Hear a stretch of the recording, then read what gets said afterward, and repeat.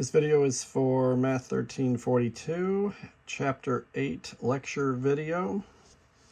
In Chapter 7, we learned a concept called confidence intervals, where you try to predict something about a population based on first a sample calculation, and then you turn that sample calculation into an interval, where you try to say, I'm pretty confident the answer to the whole population is somewhere in this range of a prediction interval. Chapter 8 is somewhat similar, but done from a different point of view. So now, instead of checking where a population value might fall between, somebody's going to make a claim about it, and then we're going to check how accurate we might believe their claim. And we're going to base it on a probability rather than creating an interval. So different books do this differently, but generally these kind of problems are like 4 or 5 steps long each. So until you learn the steps, it might be a little hard to remember what to do, but many people, by the time they take a test, they get comfortable with the steps because we do the same steps on every single problem. And before we can do that, they're going to teach just a couple of the steps at first. So the first step that's almost always done is called the hypotheses. Here's problem 1 in chapter 8. So there's always some kind of claim. Here it starts off, it labels the claim right there, but sometimes it's a longer paragraph and you got to locate the claim in the paragraph somewhere. But here this is focused on the claim part alone. Somebody's claiming that fewer than 8.6% of homes have only a landline telephone and no wireless phone. Fewer than 8.6%. So claims can be anything. In our country, you're free to claim whatever you want, even if sometimes these are like companies making commercials, and they can actually get in trouble for false claims. But at first, you're allowed to claim whatever you want. We're innocent until proven guilty here, and you could intentionally make false claims. You could just be reckless and not care if the results are accurate or not, and then claim whatever you want, and then it's up to somebody to challenge that in like a court setting, and then you could get sued and be held liable if your claims are false. But you can claim fewer than, or greater than, or equal to, or not equal to, or at least, or at most. There's a whole bunch of different ways you can state the claim. And we can claim about proportions like this problem, or means, or standard deviations. So actually the full problems will start off in section 8.2. You'll do a full 4 or 5 step process for a proportion. Then in 8.3 we do means, and then finally in 8.4 we do standard deviation. But in 8.1 they're just teaching a couple of the steps, and there's like a related issue towards the end of section 8.1. So all I think they're doing on this problem right here is just what we would normally do as the first step of the longer problems. We want to state the hypotheses. So there's something called the null hypothesis. The shorthand way to write it is a capital H with a subscript 0. This is called the null hypothesis.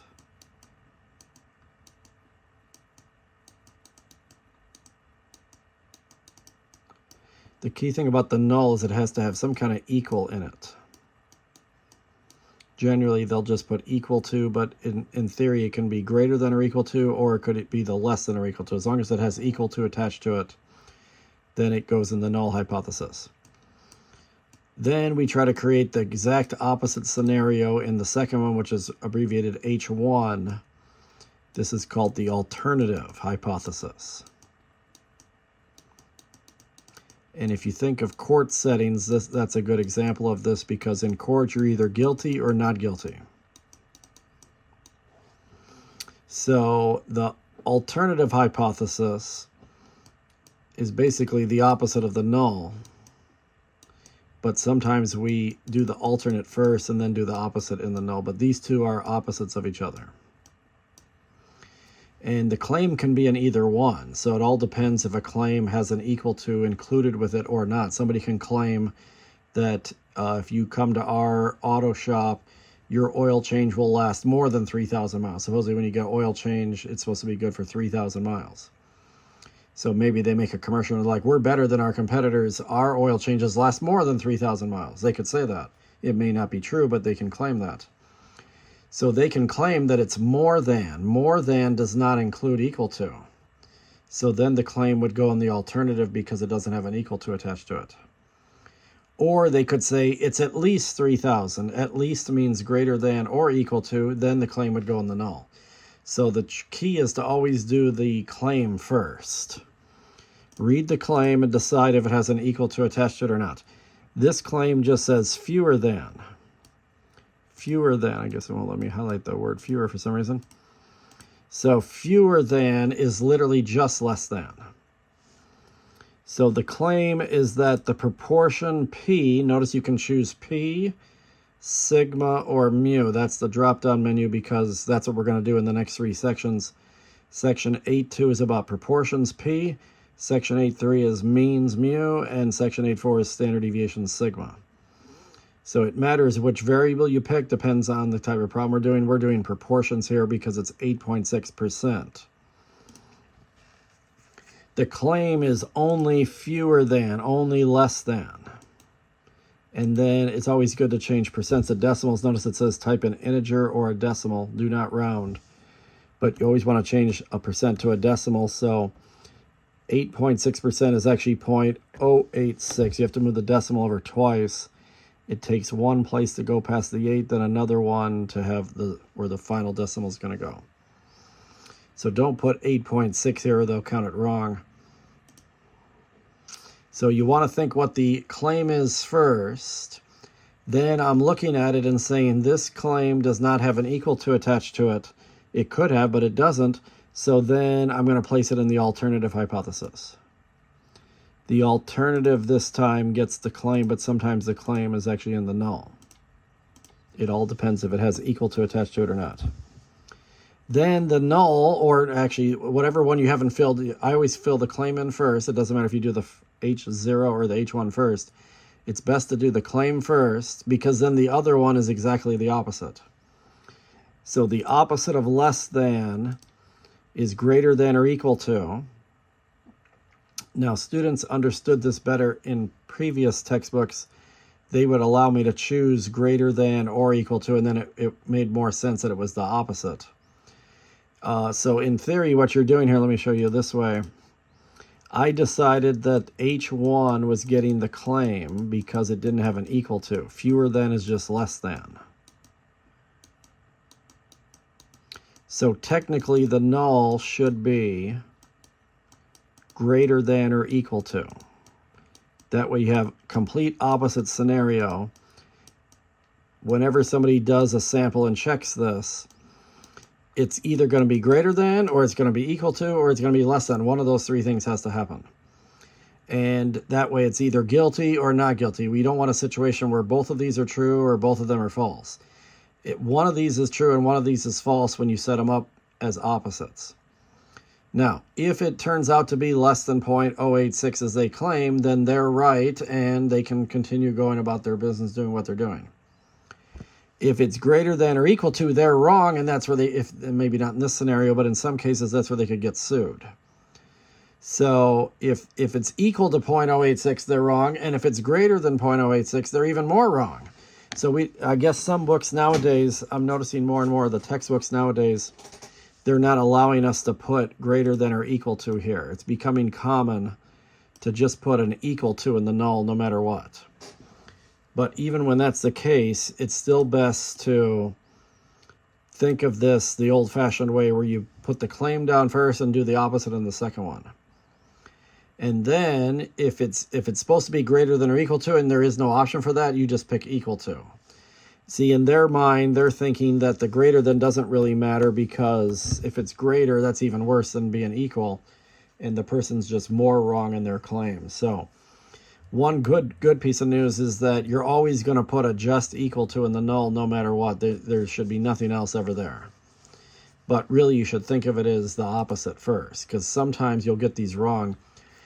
I always tell students, if you just blindly do the equal and the null first every single time, you'll always get that right. But then you might miss some of the alternatives, actually, if you don't think of it in this opposite way.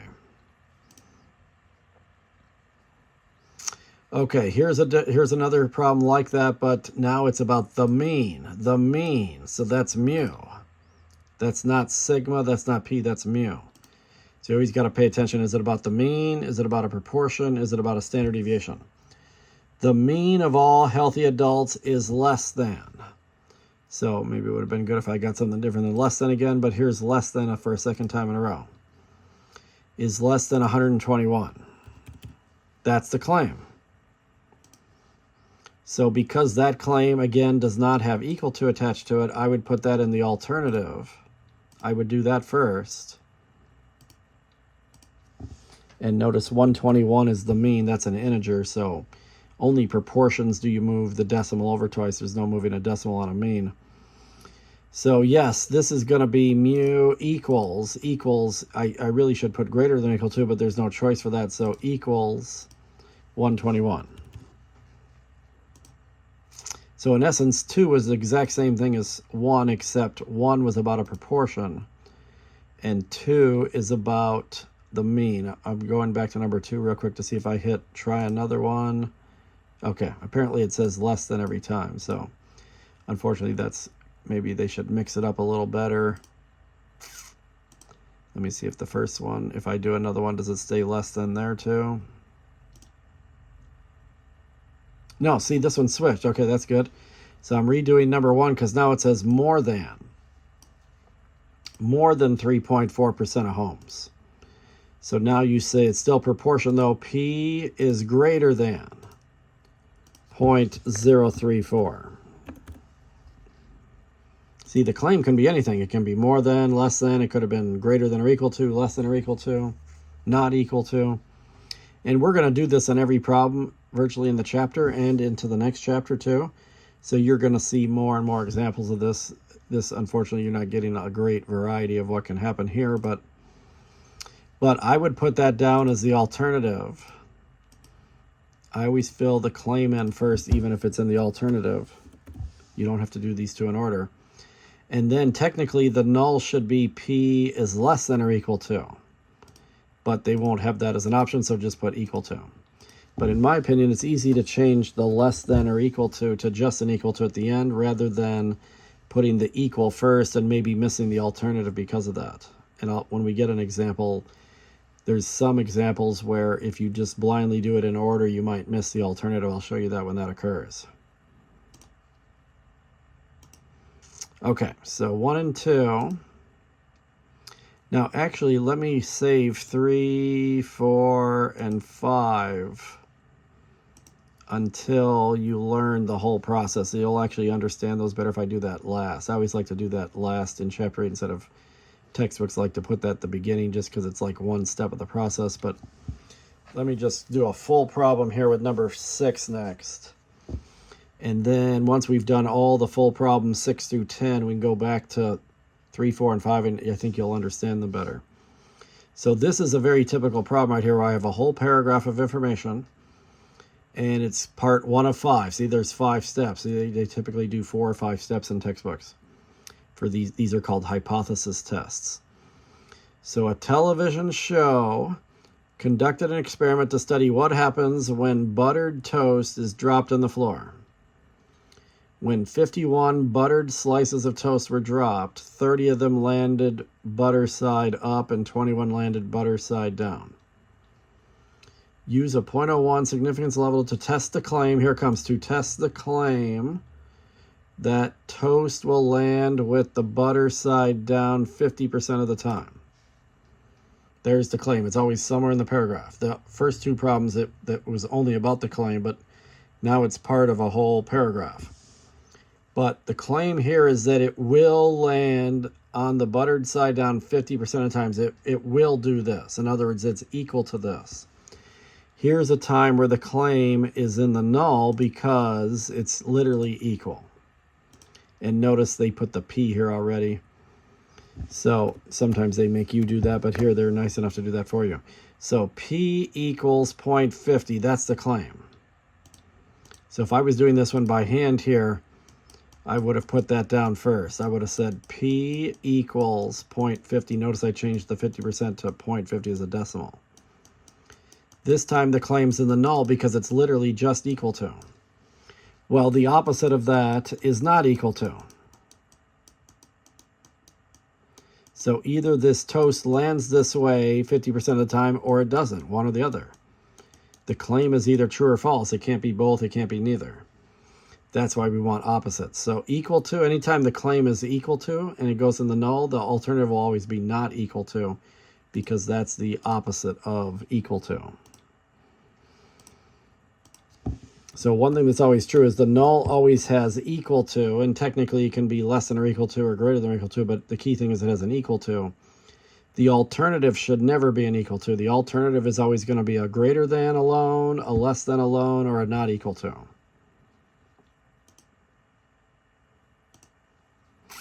Okay, so now let me write down what we're given here. There's 51 buttered slices of toast. That's a sample size. So I'm reading the paragraph and I can recognize that n is 51. This is my sample size.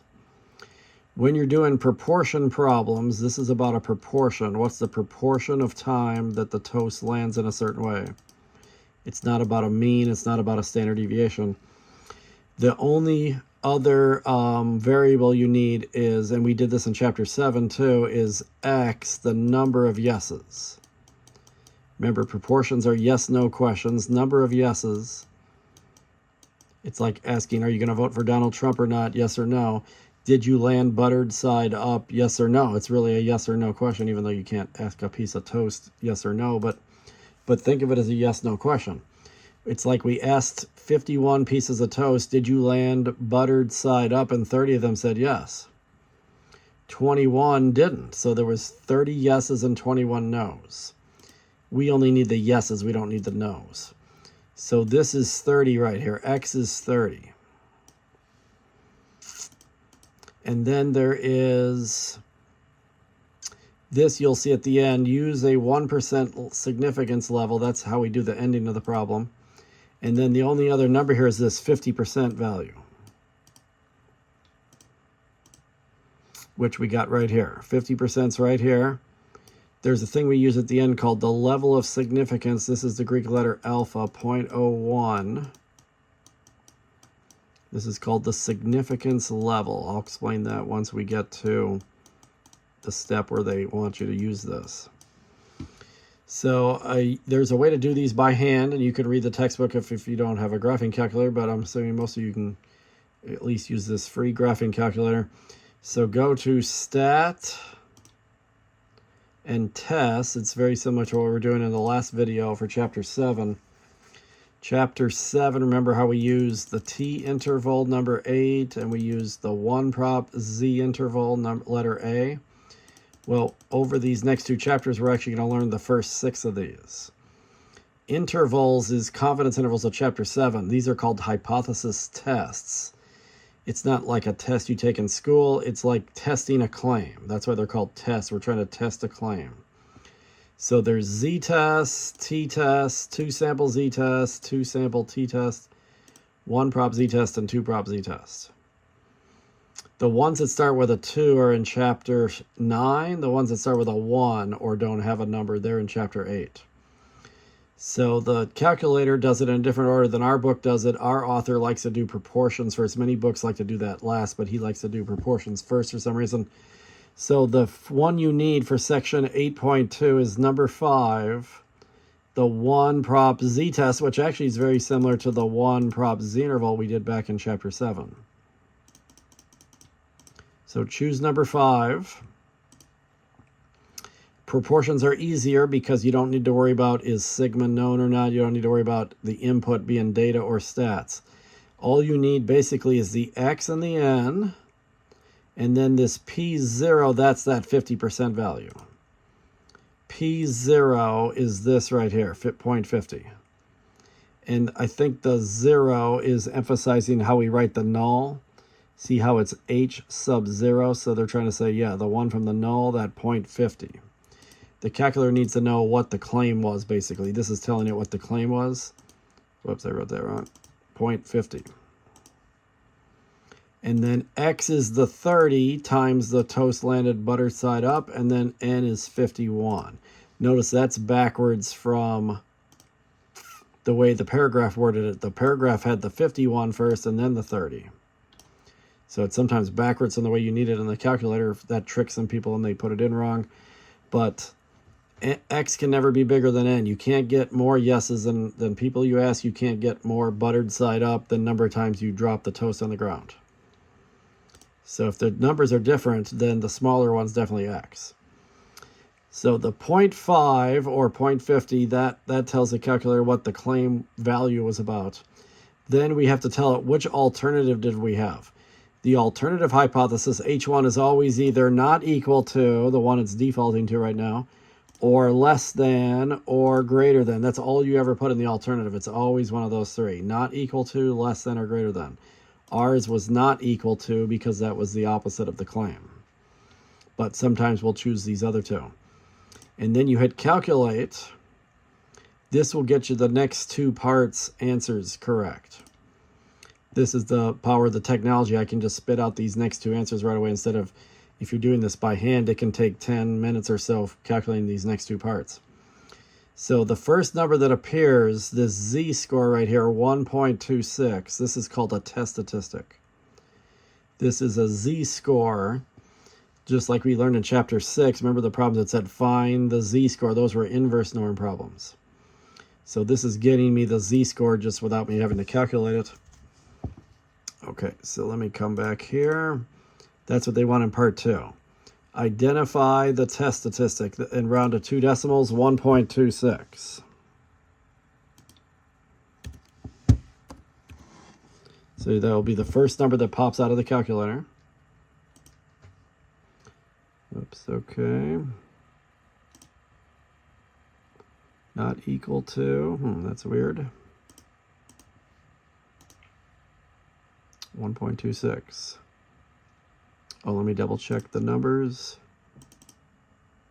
Yeah, one downside is if you have a typo of some kind, then it'll all be wrong. 0.50 is definitely correct. 51 and 30, huh? No, let me double check. Maybe it's about buttered side down. Oh, that's it. See, I misread this. It's butter side down, not up. I thought they wanted up just because they put that first. So I have the yeses and nos backwards, actually. So the yeses should actually be 21, not 30. They tricked me on that, so hopefully you won't get tricked when you do this problem. So it was arbitrary which one you want to be yes, which one you want to be no, just like it's arbitrary if you want to pick heads or tails on a coin. So I need to correct that and put 21, not 30 for X. Let's try this again. Now it's, oh, that didn't make much of a difference, except it's now negative 1.26. But that is enough to count it wrong, so it should be negative 1.26. Now, also what we did in chapter 6 was we were given a z-score and we could find the area or find the probability. That's normal CDF. But you don't need to do it now. The p-value is basically getting the probability of seeing this result that you just got here.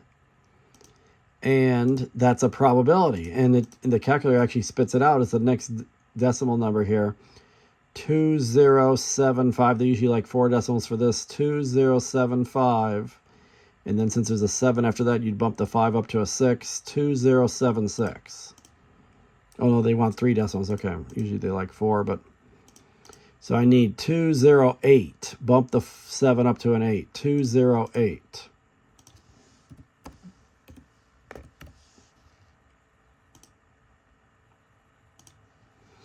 Okay, so that's steps 2 and 3 can come right out of the calculator. It's the first 2 numbers that appear when you run this one prob z-test other than the 0.5 that it's using. But the first 2 decimals, the other 2 you don't need to really look at, although N51, that we already knew that anyway. But that p-hat, you don't need to know that unless you want to do these by hand. Okay, now here is part of the problems that I skipped involves this 4th step right here. So this is why I wanted you to see how this works before we do those problems. So once you get the p-value, the p-value is actually the more modern way of answering the conclusions of these types of problems. There's an older way using critical values. The downside is not only the critical values take a lot longer to do, but the p-value method's nicer in that there's only 2 possible endings. And it's the same for every single kind of test you do. all throughout chapter 8. We have 3 tests here in chapter 8, and then there'll be 3 more in chapter 9, and then there's even some in 10 and 11 we do sometimes. But if you learn the p-value method and use technology to get the p-value, then it's only one of 2 possible endings every time. Otherwise, if you do the critical value method, it's more than 2 ways to end it. So then that can also be more confusing. But if you're going to use the calculator and the p-value, once you get your p-value, write it down, 208. And then you always want to compare it to that given alpha. The given alpha will always be between 1 and 10%. And I'll explain why later, why it moves around. But the most common one is 5%, but here I was given 1%. My problem said right here, the significance level is what we're talking about here.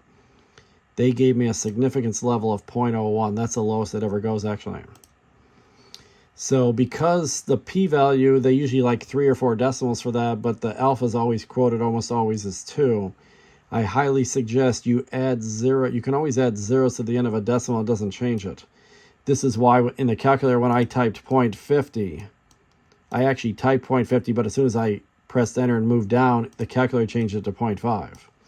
Because you don't have to put a 0 at the end of a decimal. But you can. It's not wrong if you put a 0 at the end of it. If the p-value is 3 decimals, then you should make this 3, just so you have a fair comparison. The people that don't, you don't have to put this 0 here, and if you don't, you'll sometimes maybe get this wrong because you'll interpret it wrongly. So once you have an even amount of decimals, then you can compare these by the sizes that they look like. You're comparing 208 to a 010, basically. You might have thought it was a 1, but it's actually a 10, and that can be enough to make you miss it if you think that. In this case, you would get it right either way, but 208 is greater than 0.010. It's 208 is greater than 10, basically, is what we're saying here. If the p-value is greater than, then what we say is we do not reject the null. This is a generic conclusion. Step 4 in this book is about the generic conclusion, and then they do a step 5 where they do a more specific conclusion. So we do not reject the null. Literally every time the p-value is greater than alpha, the given alpha they give you, you always say this, do not reject the null. And if it's less, then you do reject the null. It always comes down to one of those two. So do not reject the null. Another word for not is fail, so they word it this way, fail to reject. You either reject or you fail to reject. We never say accept, so the author put this here to see if anybody will fall for that. You never want to say accept because we don't actually prove the null true. It's all about if we can prove it wrong or not. It's like you're either guilty or you're not guilty. In court, they actually never say innocent. They don't say, oh yeah, the defendant is innocent. That's not it. It's either guilty or not guilty. You can't prove you're innocent. All I can do is have strong evidence that you're guilty, and if the evidence isn't strong enough, then the court reluctantly lets you go and says not guilty. So it's either reject the null or do not reject the null, or another word for not reject the null is fail to reject the null. And if you do not reject the null, then there is not enough evidence to...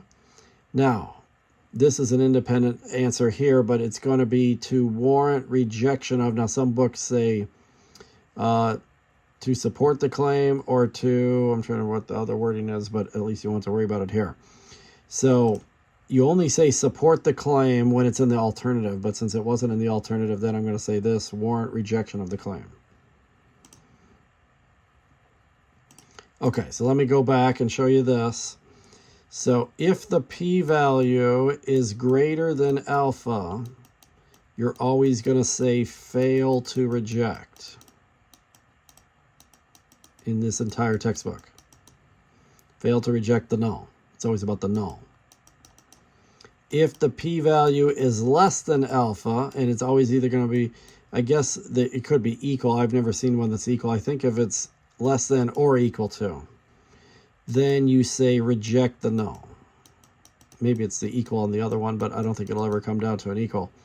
One of these two obviously has the equal, but reject the null. Every time you get to step 4, the first box is always going to be this.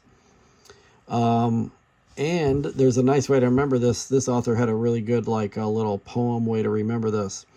And he put this in his textbook, and he said, if the p-value is low, the null must go.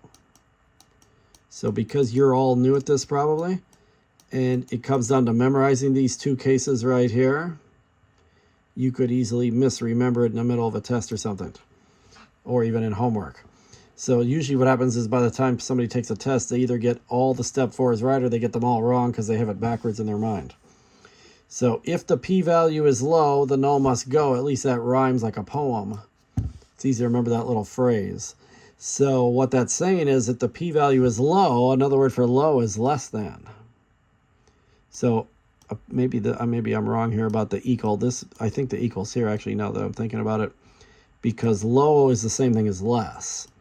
And both low and less start with an L, so that helps. If it's less or low, it must go. And if you're telling somebody you must go, it's like you're kicking them out of your house. Let's say if somebody's in your house, you don't like them, you must go. You're rejecting them. You're kicking them out. So rejecting is when you go. So if it's less, you reject. Otherwise, you don't. That's as simple as that. Now, the second box goes hand in hand with the first box.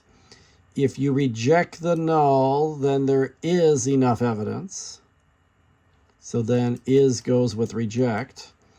If you fail to reject, now other books I use, they'll actually say not reject instead of fail to reject. Then it's a little easier for those people. But if it's not reject or fail to reject, those are synonymous. But what's nice about the not reject version is then you say there's not enough evidence. And it's real easy to remember that because not goes with not. You either say not twice or you don't say not at all. You say reject and there is no not. You never just put one not. So the first two boxes go hand in hand with each other. The third box is an independent decision based on where you put the claim. If the claim's in the null, you're trying to reject it. If it's in the alternate, you're trying to support it. So a good way to remember that is alphabetically RS. Our claim was in the null, so we were trying to reject it. So see, there is or is not enough evidence to warrant rejection. In other words, focus on the word rejection, R. And then write a conclusion. Okay, so the intent of the experiment was to test that the proportion equaled 0.5 or 0.50, either way, and that the alternative was that it's not 0.50. They're just having me repeat this so I can get this conclusion right, I guess. Based on these results, the blank sufficient evidence to support the claim. Okay, so because we said not, we did not reject the null, and there's not enough evidence, so this should be not again here. It's just kind of repeating it. The point of step 5 normally is to say this more specifically. The step 4 is supposed to be a very generic conclusion. Reject the null or fail to reject the null. Then in step 5, even though they're doing most of this for you, you get more specific and you say there's not sufficient evidence to support the claim that buttered toast will land buttered side down more than 50% of the time. So the good news is, even though step 5 is supposed to be more specific, they do that, at least in this problem anyway, they did all that for you. I basically just repeated step 4 all over again, and these dropped, and step 1 and step 4 got repeated here. Okay. Equal, I definitely had those right.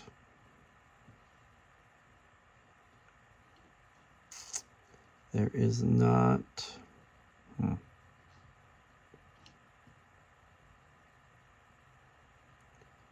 Do not round. I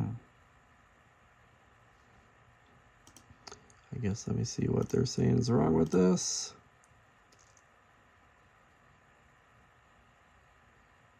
Oh, okay. That's weird. They counted me wrong because I put 0.50 instead of 0.5. Even though they let me do it here. That's weird. So yeah, sometimes you just got to get something wrong to see how they want you to enter it. So yeah, you need to watch out for that, or otherwise you could lose points. But luckily you have me as a guinea pig to do these first, so that if there's some little, that's a slight technicality is why they counted me wrong there. So normally it's okay to write 0.50, and they counted it right here, but once I wrote it here, they counted it wrong. I was supposed to put 0.5. Oh no, wait, I see it. Okay, maybe it isn't that. I put not equal to, and it's supposed to be greater than. That's weird. But it was not equal to here.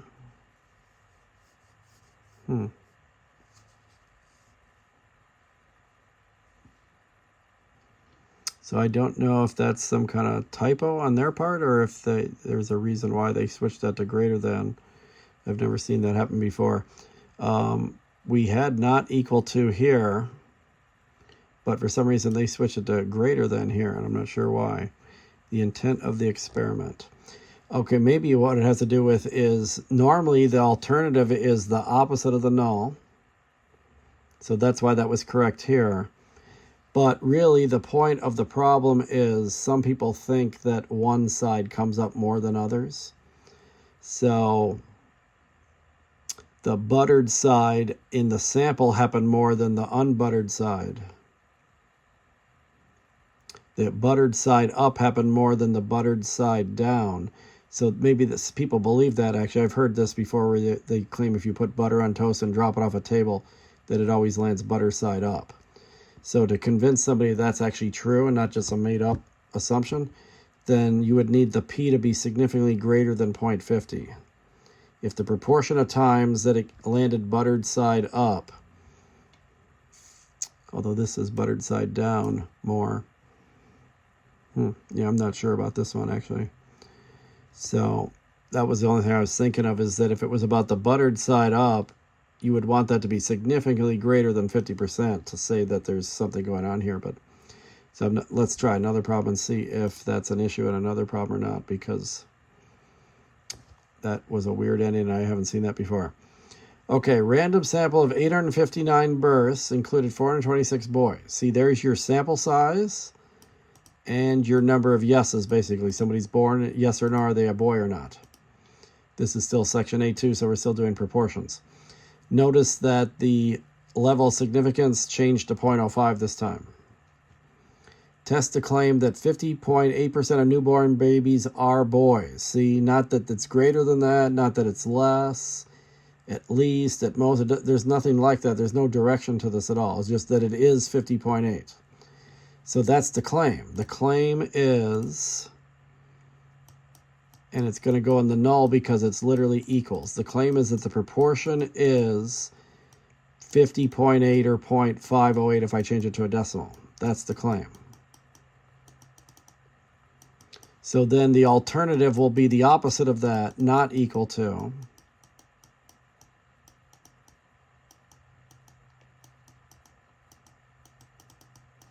So in the previous problem, they had me type it in. Now it's just a multiple choice. I need to find it where the null has equal to 0.508 and the alternative needs to have the not equal to. In fact, the answer would never be A, because you would never put a not equal to in the null. The null has to be just equal to one way or another. And the alternative is either greater than, less than, or not equal to, but in this case it's not equal to. C. Okay, now I can run the test because that's literally all you need. You just need this 508, the sample size, and the number of yeses. So go back to stat tests 1 prop z test. 0.508 this time is the p from the null hypothesis. P0. See, it's like the zero is coming from the null here. P0 is 0.508. The x, the number of yeses, is the 426, the smaller number. 426. And the sample size is the bigger number, 859. And for the second time in a row, I have not equal to for the alternative. And calculate. So the first big long decimal, that's the test statistic Z. And let me check how many decimals they want. 2 decimals. So negative 0.71. Negative 0.71.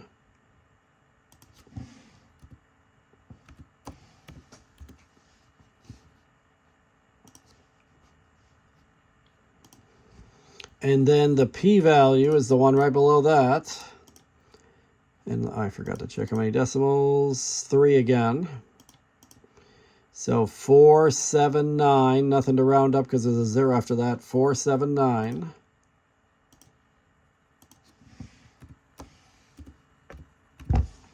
Okay, so let me take you through the next step on my whiteboard first before I look what they're doing. So we got a p-value of 479. Alpha was given to me as 0.05. You'll see that'll range from 0.01 to 0.10. I would add an extra 0 here because otherwise you might get tricked on some closer ones that you wouldn't get tricked here. But sometimes if you don't add the 0, a student thinks it's the opposite answer. So 479 compared to 50 is what you're doing. You can ignore the front 0 when you're checking the size of it. So 479 is greater than 50. Anytime the p-value is greater than alpha, we do not. And there, I'm going to write it this way first, but they're going to say fail. So those are synonymous words, but I like this. We do not reject the null. The reason I like this better is then you get the other half right too. There's not enough evidence. Those go hand in hand with each other. If you say yes, reject the null, then there is enough evidence. If you do not reject the null, there's not enough evidence. You either have a double not or there's no knots at all. There's never one knot. And for the second time in a row, the claim is in the null. If you go RS alphabetically, claims in the null, then I'm trying to reject it. So they're going to put that to warrant rejection. They word it kind of differently than I'm used to, but if it's in, we'll see somewhere it's in the alternate, and then you would say support, but we haven't seen that yet. So this will be step 4. We need to not reject the null, fail to reject the null. It's B or C, because there's not enough evidence. See how they did that? So the fail is another word for not, and then it has this not as well. But B would be wrong because you're saying do not reject the null, and there is enough evidence. You would never have one not. So this is definitely C. Fail to reject the null. There's not enough evidence to warrant rejection of the claim. See, there's the R part of it too. They did all this together, so you just have to pick it out of the multiple choice. But okay, so anytime you do not reject the null, then you can't claim anything unusual is going on, basically. It takes very strong evidence to conclude something unusual is going on. We know that boys and girls are born roughly equally. So if somebody tried to claim, oh boy, if you do this, if you come to our company, we'll help you get a boy or help you get a girl better. It takes strong evidence to believe that. So if you reject the null's always going to be no, nothing's going on, nothing special here. If you reject that, then you're saying, oh yeah, there is something special going on. But if you don't reject it, it doesn't prove that that part of it is correct. You can't prove the null true because it's actually assumed to be true, but we just let it stand as a reality, basically. So since we failed to reject the null, we can't really say that boys are born more often than girls. Now, this claim isn't really that the boys are happening more. I know there's another problem where they say you go to some fertility clinic and they have like a 90% chance to get you have to have a boy or a girl. See, that would take some pretty strong evidence. But 50.8 is actually pretty close to 50-50, so the null is basically saying boys and girls are born at roughly equal rates. And the alternative says, no, that's not true, that there is a big difference between boys or girls. So do the results support the belief that 50% of newborn babies are boys? I guess we can say yes, we can support that because the null is the one we're leaning towards, and the null is saying that they're roughly equal and there's nothing special about one gender over the other. So the results support the belief that 50.8% of newborn babies are boys because there was no evidence to show the belief was untrue. That's what this is usually about, is you just assume the normal belief or the normal what's going on is always true unless you get strong evidence that it's not the case, and strong evidence for us is a very low p-value. We didn't get a very low p-value. Support the belief because there was no evidence. Results do not support the belief. Are boys, the results merely show it's the rate. Okay, so maybe it is A because we're not so, I don't think we're focused so much on this 50.8. The results merely show that there's not strong evidence against the rate. If you do not reject the null, it doesn't prove it's true, but you don't have strong evidence against it, is what that's saying. So, okay. So yeah, this is a little weird to answer this one because it's kind of an opposite answer to what we just did in step 4. Step 4 said do not reject the null, and there's not enough evidence, but now we're saying the results do not support the belief of the null, even though that's what we're actually trying to say is true here. Okay, so that was 2 examples. Let me go back to that 6 real quick too. I had a thought while I was doing 7. If I view an example, let me get to the end here and see what they're saying about that. So,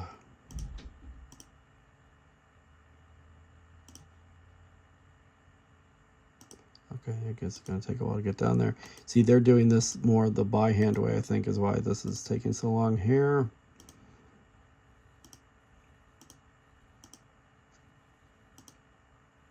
Okay, there's the p-value. It's greater than alpha, so do not reject the null. Okay.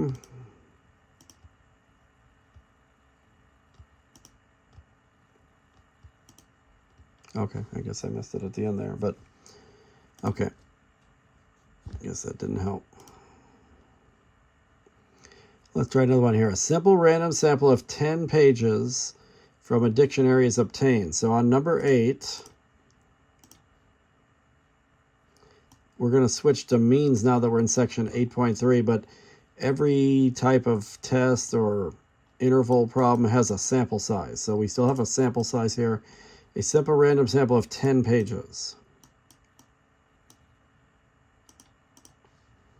The numbers of words defined in those pages are found. The results are this. And now I read that n was 10, but now they're spelling it out for me. N equals 10. Now in mean problems, there's no just X number of yeses. That's not even here at all. What we get is a sample mean, 52.9, and a sample standard deviation of 15.1. So we take a sample. This sample can produce a sample mean, X bar, and a sample standard deviation, S. 52.9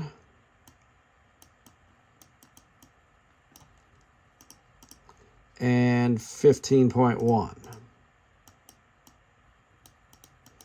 It turns out whenever you know S, sample standard deviation, then you do the one called t-test. There's another one, z-test, that's similar to it, but you can only do that when sigma, population standard deviation, is known.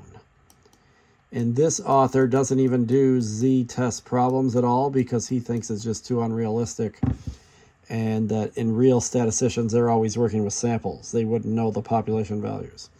Many other textbooks teach both z-tests and t-tests, but this author never does it.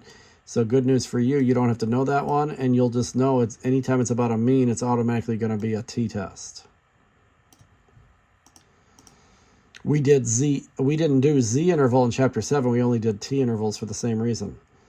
So given that this dictionary has 1,470 pages, okay, the claim is that there are more than 70,000 defined words. See, there's the claim. The claim is more than. I'm going to put that in the alternative because it doesn't have an equal to. And now we're switching to mu, the mean. The population mean is more than 70,000. That's the claim. So technically the null should be the opposite of that, which would be less than or equal to. But we're just going to put equal to instead.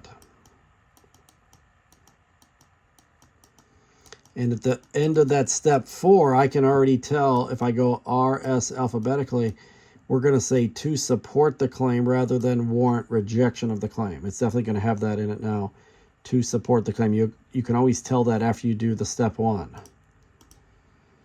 So step 1, definitely the null should be equal to, and 3 of them have that. D is definitely out because you would never put a greater than in the null. And then I need the alternative to have the greater than because they said the claim was more than. So this is A, where the alternative is greater than and the null is just equal to. Okay, then you're going to get your test statistic and p-value very similarly to the proportion problems. But this time go to stat test number 2. Well, apparently never use number 1. So just number 2, t-test. If it's about a mean, you're going to pick t-test. If it's about a proportion, you'll do the 1 prob z-test. And turns out the standard deviation isn't even in here, so these are the only 2 we use the calculator for. Now, means are a little different. Just like in Chapter 7, you can do data or stats, and in fact, problem 8 is stats, because it's just a paragraph of information. When we do number 9, that one's going to be a data problem, so then I'll go back and change it to data. Just like the other one had P0, this one has mu0, because they want to emphasize this right here, mu0. I think they do that because if somebody thought it was this one here and they thought it was greater than 47.6, they might type like 47.7 in there just to make it greater, but they want you to put the one that it's actually equal to, 47.6. And then I got to find my 3 things that were in the paragraph that I wrote down. And they want the X bar first, 52.9.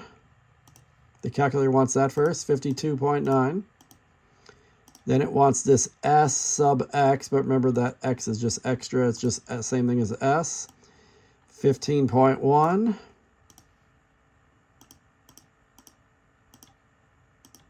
And then N. N is 10. So notice it is a different order than the paragraph had it, but most students that miss this step 2 and step 3, it's because they don't know where to put these numbers. And then I need to click on, see, this is the first time I'm not going to click not equal to. You want to click exactly what you've written right there. This is the alternative. It's the greater than symbol, which is the one at the far right. It's that symbol right there. So move it over to there, and while it's flashing on that, press enter to select it, then hit calculate. And then you'll get both step 2 and step 3 right at the same time. Step 2 is 1.11. If I round that 0.9 up to a 1, 1.11. 1.11.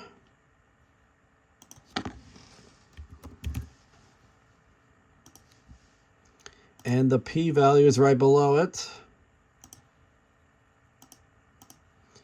148. If I bump that 7 up to an 8, 148. 0.148. Now I wish you'd get a different example here, but this will be the 3rd time in a row. Our step 4 is going to go the same way. You will see it eventually though, but okay. So now write down your, let me do this on a new page. The p-value I just got is 148. I never saw the alpha in the problem, so I guess I just didn't read far enough. Let's go back to the problem. Right here it is. Use a 1% significance level, 0.01. So what the significance level represents is this is the minimum probability that you can get where it's still considered possible that the null that's assumed to be true is actually true. But if you can get less than alpha, then you have something unusual going on.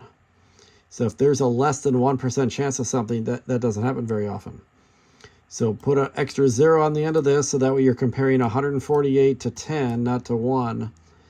And for the third time in a row, this is greater. So I'm going to say we do not reject. We fail to reject. Not or fail are synonymous. We do not reject the null. It doesn't prove that it's true, but we're not rejecting it. So that means there's not enough evidence.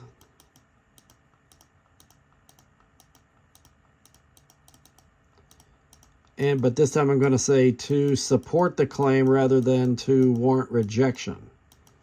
Now it's to support the claim because the claim for the first time was in the alternative. Remember, alphabetically, if the claim's in the alternative, you try to support it. When it's in the null, you try to reject it, but it's not up there. So just remember RS alphabetically, and you can always get that drop-down menu right.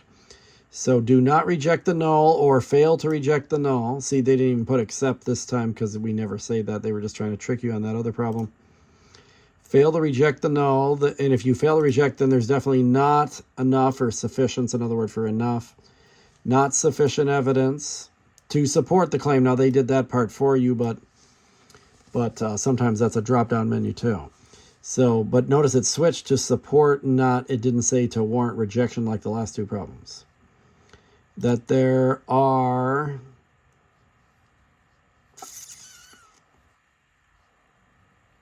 more than. Yeah, because remember that was, the claim was that it was more than. The claim said it was more than, but I don't have enough evidence to support the claim that it's more than. And this time they only had 4 parts, okay. So most books I use to only have 4, but that 5th part in number 6, I still don't know why that one was counted wrong. Okay, so number 9 is the same thing as 8, except this is raw data right here. So we'll type that in our calculator in a second, but let me do the step 1 here. So we've got a traditional medical system commonly used in India. The lead concentrations listed here from medicines, okay? So a simple random sample. Test the claim. Here it is. This is what I was looking for. Test the claim that the mean, not the proportion, the mean is less than 14. That's going to go in the alternate. The mean mu is less than 14. And I don't know if they'll count it wrong if I don't put 14.0, but let's just try it. So then the null, I'm going to do that next and put the mean equals, because remember, this is always equal to in the end, no matter what, 14. Okay, so they took it as 14 instead of 14.0. Okay, so the only difference in getting step 2 and step 3 is you got to put the data in your list first. So go to Stat, Edit. Remember, if you already have data here, go up to the top and hit Clear, Enter. Don't hit Delete, hit Clear, Enter. And now let me put it so I can see both at the same time, maybe. Okay, so 3.02. Press Enter. 6.48. 5.98. 5.51, 20.50, 7.52, 11.98, 20.51, 11.53, and 17.54. Okay, before I forget, I wanted to mention this earlier. I kept forgetting. The magic word of chapter 8 is winter, which should make sense if you remembered what the chapter 7 magic word was. So this chapter, it's winter. Okay, put your data in. Now go to the t-test. This is definitely t-test because we're still doing means here. Stat, test, t-test. Just click data instead of stats, so you won't have to type all these numbers in here. With the data, it does all that for you. The only thing you have to put in is what's the number from the null hypothesis and what's the alternative that you picked. So that's right. Oops, that's not that problem. I guess I never wrote it down. Okay, so let me go to it. The number from the null hypothesis is 14. And the one I put in the alternative was less than. So I need to type in a 14 in the top and pick the less than at the bottom. Put a 14 right there. And just leave L1 and 1 alone. And then I got to get less than, which is the middle of the three. This is the less than one right in the middle. Click that, and now you can calculate and get step 2 and step 3. So step 2 is negative 1.44. Negative 1.44.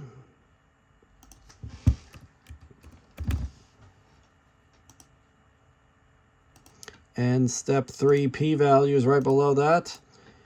And, okay, I'm hoping that you'll see the opposite conclusion here eventually, and you might here. I don't know what alpha is, but maybe not. 0.092. 0.092. Nope, I guess you won't. Okay, 0.092. Unfortunately, this is going to end the same way as the first three that we've done so far, because they gave me a 0.05 level of significance over here. 0.05. So I'm going to write down my p-value first. 0.092. The given alpha this time is actually the most common one, 0.05. And 92 is greater than 50 for the fourth time in a row. Fourth time in a row, we do not reject the null. We fail to reject the null. So there's not enough evidence.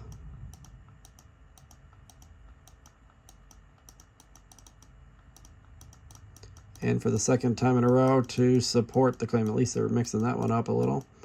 To support the claim. Because the claim was in the alternative again. So if the null has the claim, you try to reject it, then you can say it warrants rejection. If the claim's in the alternate, which it is for me, then I try to support it. That's why I'm doing support this time. So problem 6 and 7, we said to warrant rejection, and then now 8 and 9, we said to support the claim, or they said it for me, but that's the important part of that. And in fact, they're going to make me do it this time. So fail to reject the null. They threw that except back in there, but never picked that one. Fail to reject the null. And if you do not reject the null, then there's definitely not enough evidence, sufficient evidence, to support the claim this time, because the claim's in the alternative.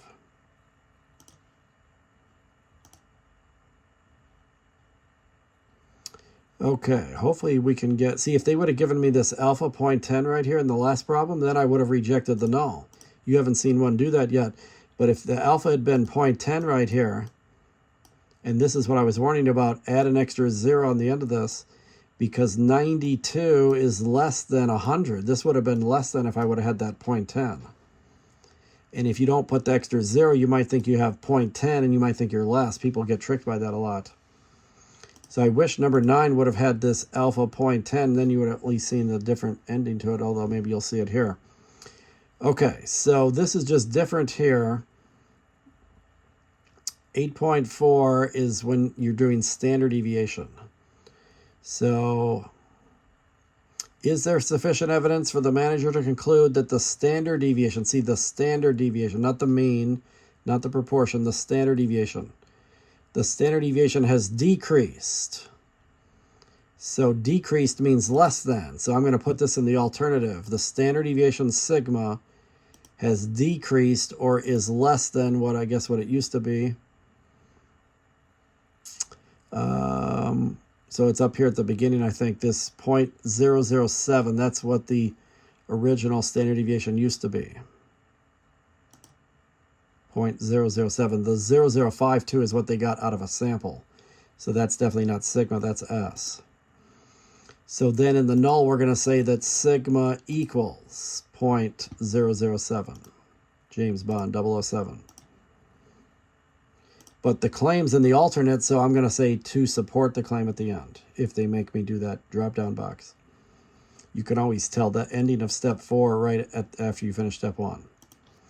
Now, unfortunately, this one's not in the calculator. So there's a formula here, and you can just pull it up here to see it. Right there, this is it here. So you do n minus 1, which is that concept of degrees of freedom.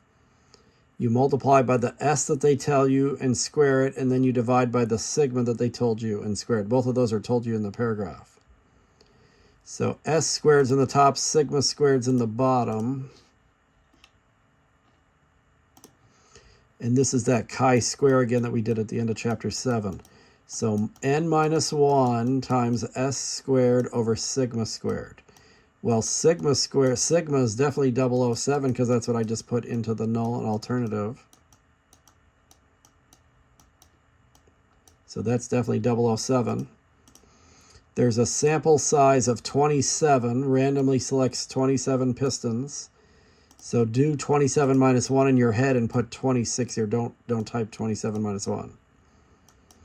And then S is that other standard deviation that's got 2 zeros in it. Because literally right after they said there's a random sample of 27, then there was a standard deviation of 0052. So that's definitely S. 0052. So this one you got to do by hand. The calculator can't do it, but at least this part's easy. And I could almost do this here probably, but let me just do it here. So 26 times 0.0052 squared divided by James Bond squared, 007 squared. This is the test statistic, the step 2 answer. 14.35 if they still want 2 decimals, 14.35. Oh, now they want 3 decimals, that's weird. Okay, 14.348, 14.348.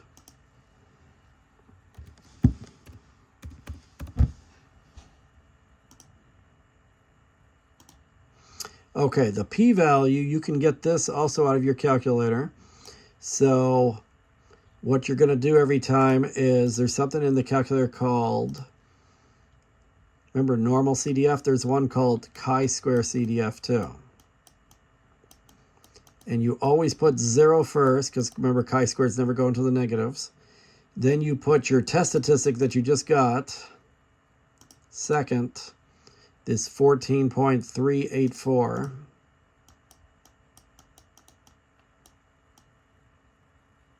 I think I said that wrong. 13.348.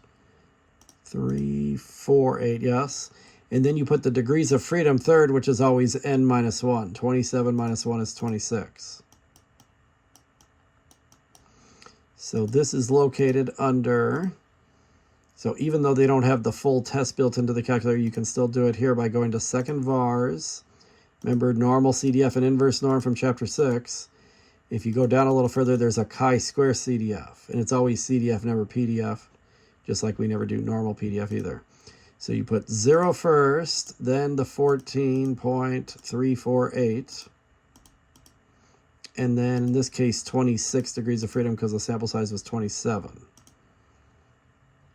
Okay, that's weird. Oh, I didn't put a decimal there. Okay. So it didn't get my decimal when I typed 14.348. So let me insert the decimal. I clicked it, but sometimes when I click this stuff, it doesn't register. 14.348 and then 26. Okay, see, p-values are usually pretty low, and actually I'm glad this happened because this is going to be the first time you're going to see step 4 go the opposite way. So how many decimals do they want? 3. 032. Bump that 1-8 up to a 2. 032. 032. I'm glad this happened for the first time. Okay, so now the step 4 is the same as all of them. You'll get used to this because there's only 2 possible endings. Unfortunately, we've seen only 1 ending up to this point. But since this had a 032 p-value, then put that down first, 032. And as I mentioned, this one has an alpha of 0.10. But don't get tricked by this. Somebody's going to tell me 32 is greater than 10, which normally it is. but it's not a fair comparison to compare 3 decimal places with only 2 decimals. So this is why I always add that third decimal, that third zero there to the alpha. Now it's a fair comparison. Now you're comparing 32 not to 10, but to 100. 32 is less than 100. The p-value is less. The p-value is low, so the null must go. The null must go, so we reject the null. We haven't seen that in any example yet. Reject the null. And if you reject the null, then there is enough evidence to support the claim, because the claim was in the alternate, to support. So I've seen ones with support and reject here, but this is the first time we saw reject. Anytime it's reject, you say is. Anytime it's not reject, you say not enough evidence. So at least you got to see one example of this. So the p-value is less or low, so then the level of significance, so reject the null. There is enough evidence to support the claim, although they didn't word it this way that time, but usually it's worded that way. But since they did all the rest anyway, it doesn't matter. Okay, so notice how every problem had 4 parts except 6 and 7 for some reason had the 5 parts. But it wasn't an issue. Well, actually, I missed the 5th part here too. So yeah, these 5th parts are tricky, and I don't know if there's a mistake here or not, so I'll research this some more, but let me at least finish one of every problem first. Okay, so the reason I skipped these 3 is every time you do a full test and do all 4 or 5 steps, any conclusion we make is never definitive. Just like in court, you never find, even if you find somebody guilty or not guilty, it's not correct 100% of the time. Luckily, it's correct most of the time, but no matter how well you try to do it, nobody can be perfect. So unfortunately, there's some innocent people that get punished in court, and there's some guilty people that are let free. And these are 2 bad scenarios. They're called type 1 and type 2 errors. Now maybe 3 isn't about this, but I know 4 and 5 are. So, but actually it's good we skip 3 too, because this is what you do in every step 4 of every problem. And see, in problem number 3, I think they were just having you practice this one step. But so let's say the original claim is less than 52%. So we write this down in number 3. The original claim is that P is less than 52%. Since it's only less than, that would need to go in the alternative.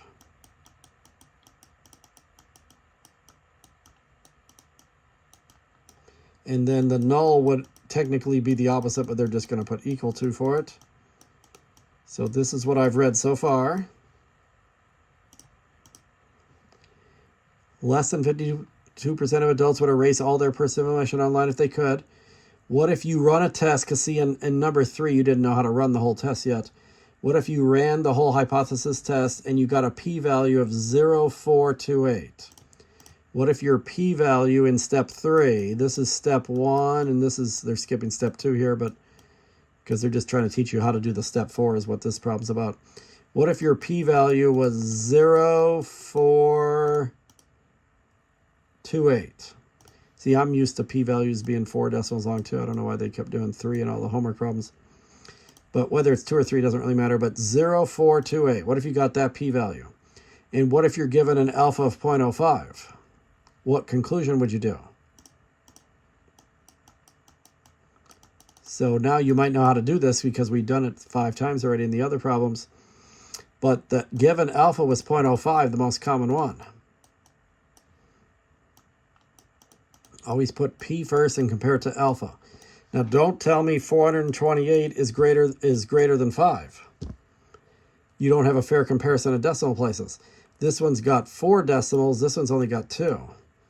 So now you need to add 2 zeros so they both have 4. You always want an equal number of decimals, whether they're both 3 or both 4, doesn't matter. But if the p-value is 4, then you better put 4 on alpha too. And see, you would have missed this question otherwise, because 428, you can ignore front zeros when you're trying to check the size of it. 428 is actually less than 500. It's greater than 5, but it's less than 500. And when the p-value is less, when the p-value is low, the null must go. So reject the null.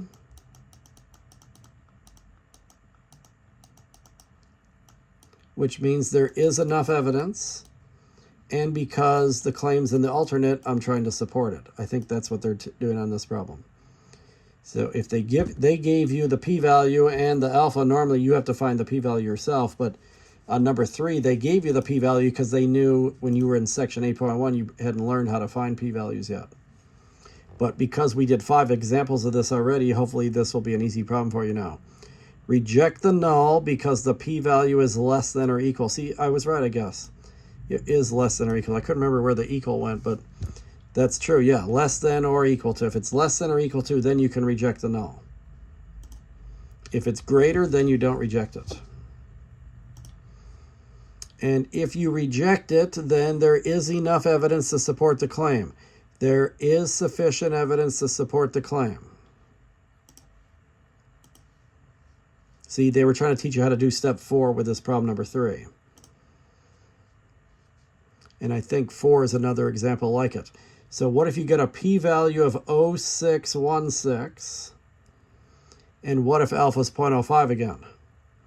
And the original claim is that the mean, not the proportion, the mean, this one was proportion, but number 4, the mean is 72. That's the claim. Well, now the claim has an equal in it. So we saw a couple of these early on, and then they didn't have any for a while, but now they're back to this again. The claim can go in the null. That can happen. We saw some already. So the alternative is the opposite of that, which is not equal to. But since the claim's in the null, I'm going to try to reject it. I'm going to try to say that warrant rejection thing that they like to say.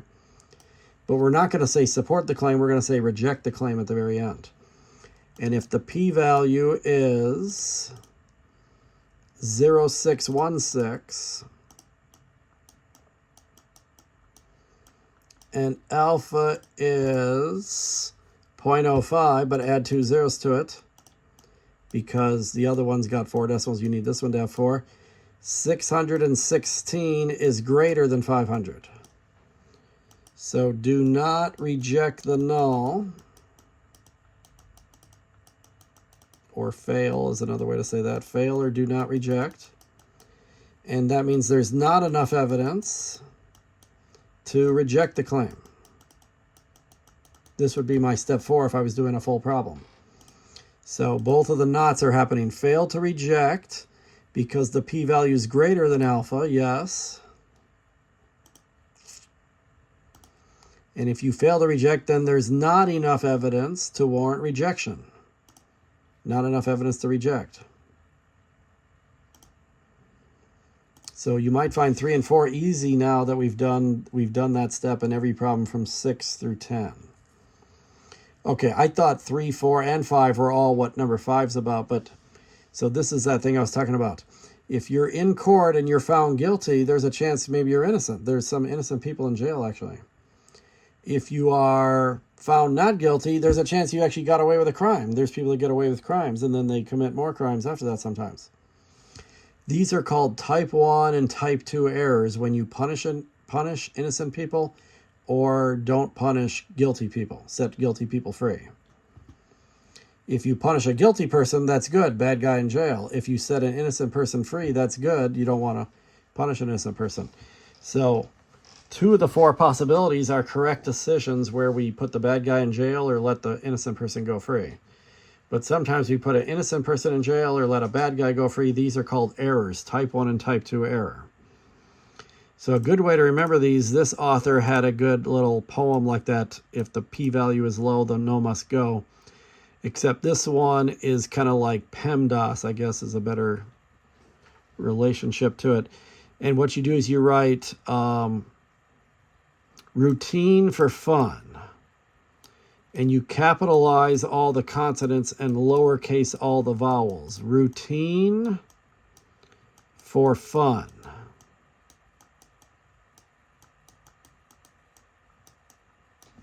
and draw a line down the middle here. Routine tells you about the type 1 error, punishing an innocent person, and type 2 is for fun, when you let a guilty person go free.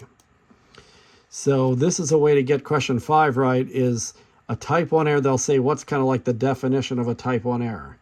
Routine literally tells you the definition. It's reject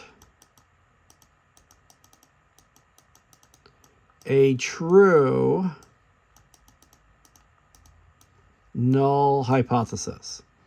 If the null is true, in court, the null is always that you're not guilty. We assume you're not guilty unless we can prove you're guilty.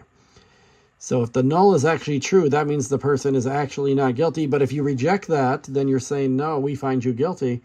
You just put an innocent person in jail, actually. So a type 1 error is whenever you reject a true null, and routine will always remind you of that. If you reject the claim when it's actually true, see, that's this C right here. Reject the claim, reject the null when the null is actually true. That's a type 1 error. What's the definition of type 2 error in this scenario?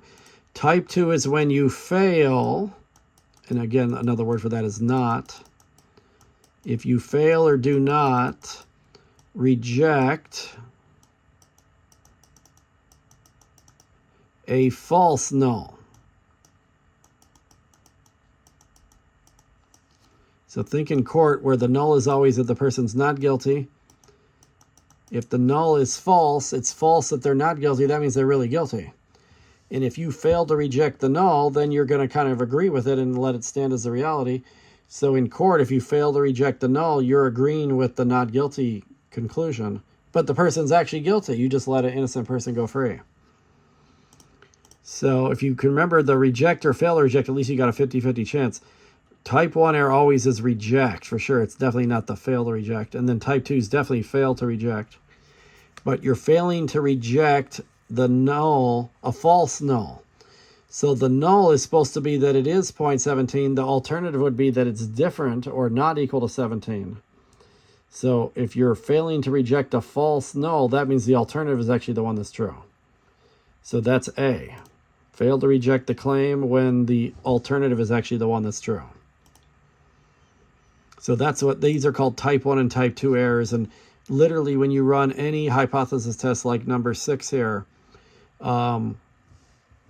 there's a chance you're making a type 1 or type 2 error when you get to the 4th step. Now, 90-some% of the time you're going to be right, but it's really the alpha. Whatever the alpha is, that's your chance of a type 1 error. So you have a 1% chance. If you let alpha be 0.01, you have a 1% chance of punishing an innocent person. And you might say, why don't we just try to minimize both of these errors? It turns out you can't minimize both. If you think punishing an innocent person is bad, which obviously it is, you could try to minimize alpha. That's why alpha changes from 1 to 10%. When you think type 1 is the worst mistake, then you lower alpha down, lower to 1% or just at least lower. But type 2 error can be bad too. How many times have you heard on the news some drunk driver killed somebody and then they let him out of jail and they went and killed somebody else? If only they hadn't let him out of jail, then that second person didn't have to die. But if you're going to be the law and order person who puts all the bad guys away, unfortunately, you're going to put some innocent people away too, and that's equally bad. So unfortunately, we can't catch all the bad guys and let all the innocent people go free. It's a trade-off. It's a no-win situation that somebody's getting hurt by what we decide alpha to be. So that's why alpha will rise or fall. Usually what it is if you're in a criminal trial, they'll lower alpha down because now your life or your freedom is on the line. So now we don't want to punish an innocent person. But if you're in civil court where you're just getting sued for money, now they raise alpha up. If you raise alpha higher to like 5 or 10%, then you're more likely to make a type 1 error, but you're less likely to let a guilty person go free then. Okay, so finally, let me just try this 6 again. I don't know if there was a typo on that last part or if I just did something wrong here. So here's a second version of number 6. The first thing that's tricky about it is normally they don't put 2 numbers. Okay, let me, I was going to show you 7 real quick, but usually there's a sample size and a number of yeses when you're doing a proportion. Here it was a little tricky that after the sample size, they mentioned both the buttered up and the buttered down. That makes it a little hard to decide which one's the yeses. But I guess I should have just read it closer that they care about the buttered side down. Buttered side down becomes the yeses. Okay, so it's about 50% here, and this is about proportion. So they already have the P here. And of course, the null is always equal to, and I'll put it their way, 0.5 instead of 0.50. And then we wanted to know, was it test the claim that the toast will land buttered side down more than 50%. So more than is definitely greater than. So the claim is in the alternate here.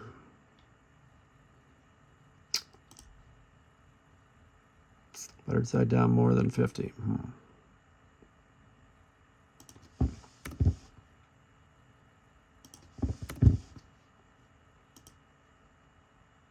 Nope, okay.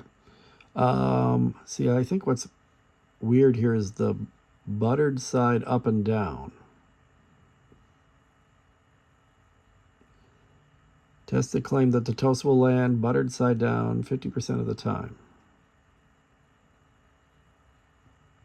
Buttered side down 50.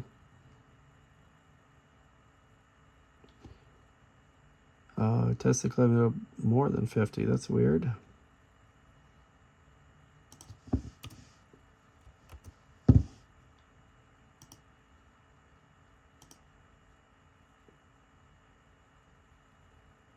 Oh, not equal to. Okay. Huh, that's weird.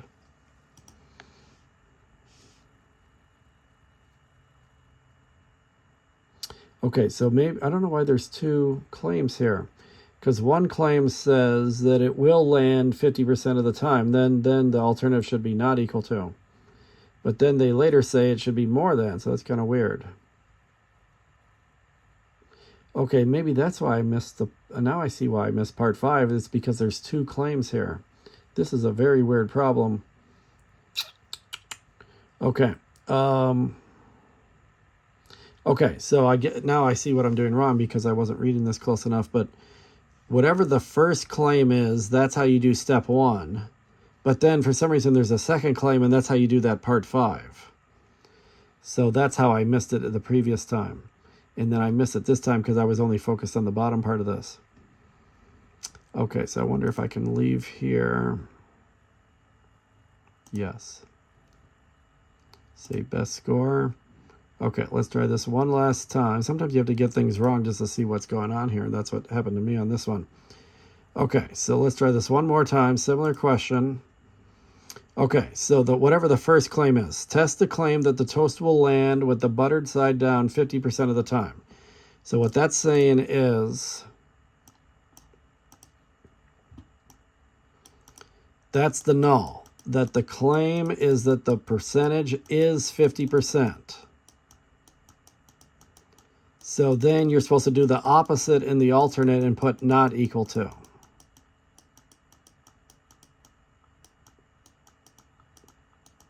And then because the claim's in the null, I'm going to try to support it.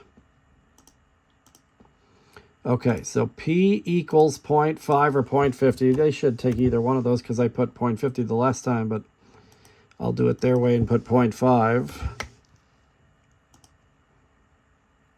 Okay. And then, now let's run it in our calculator, but use the buttered side down. That's the next thing I did wrong, as I wasn't paying attention to that. Buttered side down is considered the yeses, even though they list buttered side up first. Okay, so stat test number 5. 0.50 or 0.5 here. The buttered side down is the yeses, which is the second number 20. And the sample size was 45 this third time I'm doing the problem. But then I'm clicking the not equal to option because that's what I have in my alternative. Calculate. So the z-score is negative 0.75 if I round it to 2 decimals, negative 0.75. Oops, I didn't get my point in the right spot. There. Negative 0.75. The p-value, they want 3 decimals. 456.456.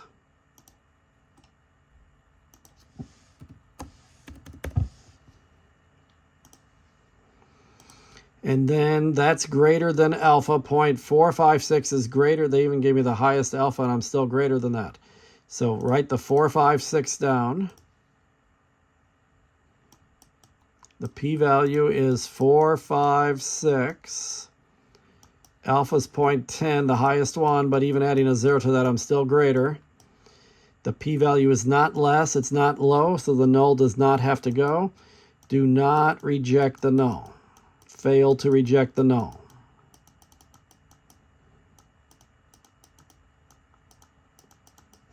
And that means there's not enough evidence to support, no, I wrote that wrong here somehow. It's RS alphabetically. So if it was in the alternative, we would say to support the claim, but now we're going to say to reject, or they say warrant rejection. Warrant rejection, because it's in the null actually. This is step 4. So do not reject the null or fail to reject the null. There is not sufficient evidence to warrant rejection because the claim's in the null. Now here, this is what I got wrong because I didn't realize there's 2 claims in here. I've never seen a problem with 2 claims before. So somehow there's a second claim that it'll land buttered side down more than 50% of the time. Well, if that was the case, you would put the claim in the alternates. See, what I did wrong the first time was I assumed they just wanted me to rewrite what I had in step 1, but I found that weird. Why would they have me do that? This is why, is they didn't want me to rewrite what was in step 1. Somehow I'm using a second claim here, which I've never seen before. But we know the null is always equal to no matter what.